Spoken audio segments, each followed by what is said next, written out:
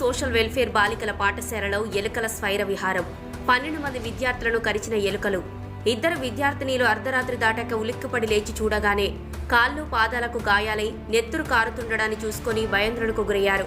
మెదక్ జిల్లా రామాయంపేటలోని Telangana social welfare residential బాలికల పాఠశాలలో ఎలుకల స్వైర విహారం చేస్తున్నాయి.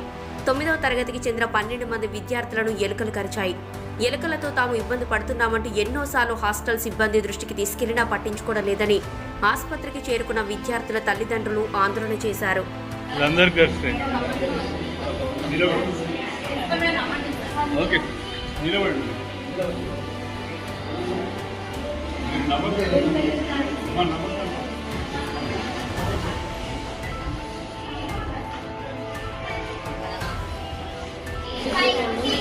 మెడికల్ వ్యాక్సిన్ మెడిక్స్ వాళ్ళకి ఇన్ఫార్మ్ చేసినాము. కానీ మెడికల్ ట్రాన్స్ఫర్ అని చెప్పేసి నేను తీసుకెళ్ళలేదు.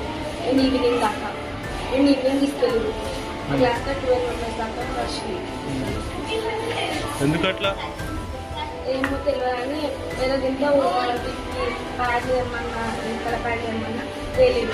మీకు ఈ వార్త నచ్చినట్లయితే ప్లీజ్ లైక్ చేయండి, షేర్ చేయండి, సబ్స్క్రైబ్ చేయండి, గంట కొట్టడం మాత్రం మర్చిపోకండి.